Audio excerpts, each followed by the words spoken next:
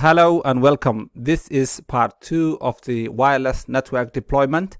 In the previous video, we've completed the configurations of the router, the switches, the VLANs, and all the interfaces assigned to those VLANs. In here, we're going to connect the devices, the wireless infrastructure to the network, the existing network infrastructure. So if I go to the cabling, and we know the interface connecting to that is gigabit Ethernet 0/1, and then we can fast forward that. It is down, we need to configure that, but we go to the second interface. We can use the automatic interface, but it will pick random interface. So we're going to choose that from the gigabit Ethernet 0/1 and connect it to the first one and fast forward that. Then we also have that wireless access point. We're going to configure it, connect it to the gigabit Ethernet 1. That's where we connected everything. We do here the same and then connect it to here. So we have everything now configured, but these are showing red because they need power, and the switch interface is not providing power over Ethernet. So let's do the access points all switched on. And the first access point, all we have to do is to power it on, and we have a power, so connect there, and that's all up, nothing else. We're not doing anything else. It's getting DHCP, and we don't change it. This is just a simulator, but if you have a real access point, lightweight, there might be some ports you have to configure. That's enough for that interface, and it's all up. So if we fast forward, the switch also green. We do the same for here. Connect the power,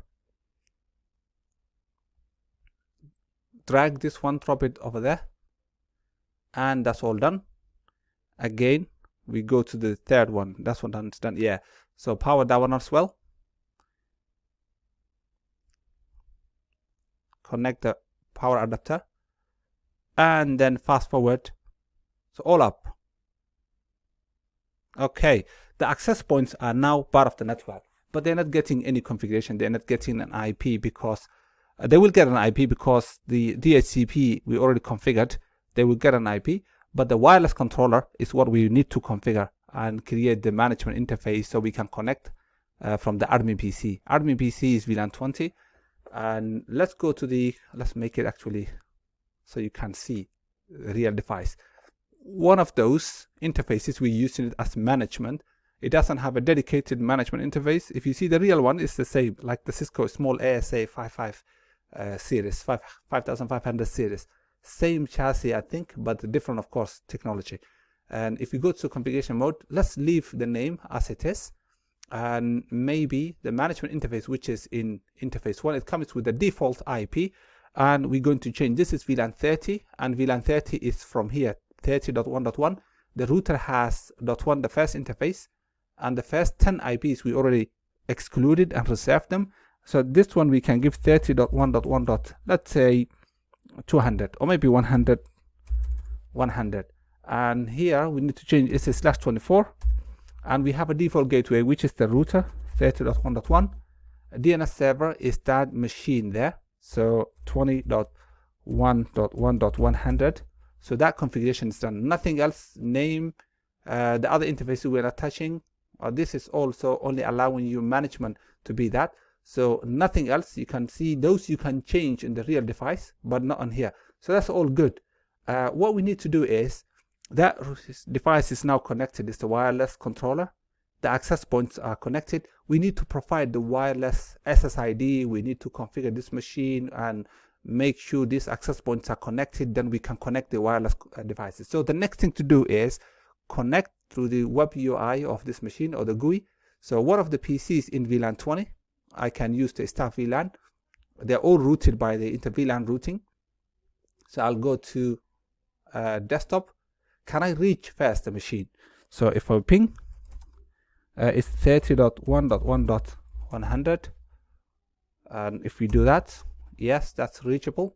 Now if you connect the first time, it doesn't have any certificate, or it doesn't have HTTPS. So all you have to do is just connect to the interface from the port. So let's see where did it go.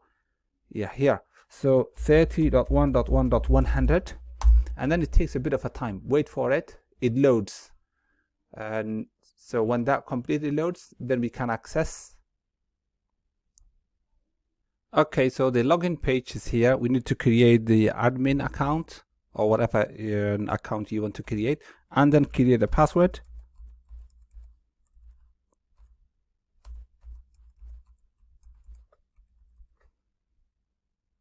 Okay, so now we submit, and this is the initial configurations. What we have is the controller name, for example, WLC1, we call it, wireless LAN controller.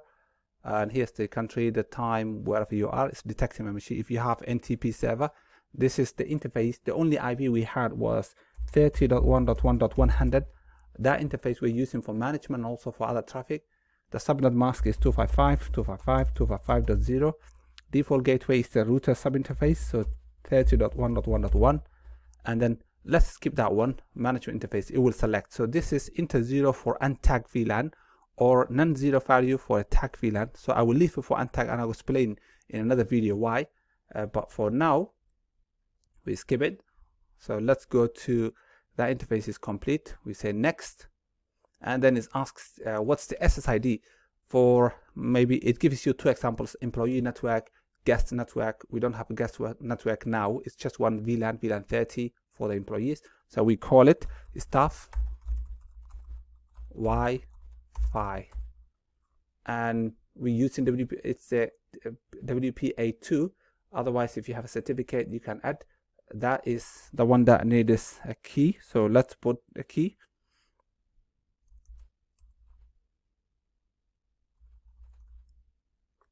Okay.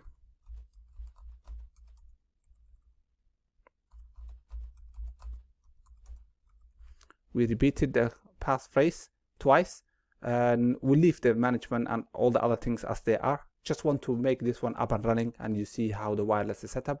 We're not changing the RF parameters. Keep that one as well. When I do hopefully another video with the physical device, you will see all these things, why I changed it and what they are. But for now, I want to show you the simulation, how you can include the wireless VLAN, how you connect the bill of materials, the devices you have in your bill of materials, and how you make this infrastructure working. So we go and take the defaults next, and it's saying you call it WLC1. That's the device name. The time is there. Here's the IP default gateway, and this is the SSID you created. And okay, this window got stuck in there. Need to move it. Yeah. So let's apply that. Okay, and it's saying the system will reboot, and I will say okay. So let that continue. And when it's back, we will have the login page again, and that would take some time, so I will pause and join back. Okay, so this took a bit of a time, and after the first initial configuration, it was HTTP, but now since we configured the username and password, it configures the certificate as well, so we have to use HTTPS and then provide the IP we gave. We don't have DNS name resolution for this IP yet. We will add, but for now we log in this way, and then we log in, and we created admin account and created a password for it. Now we log in. It takes us to the login page. So when you first configure, when you first log in, you see a summary of the device. It is IP, the software that it's running, the name, how long it was up. And then if we have access points, which we have 3, they will all appear because we configured the correct VLANs, assigned them to the correct interfaces. They should be seen here. We can say access points. So in the access points, you have to wait. This is a bit slow. Or you can click on the wireless tab, and then it should list all the 3 access points. We've got only 1. The other one will give it some time. And then we will attach the users from the wireless network to access the wireless network. And for this one, we'll stop there and see you in the other videos.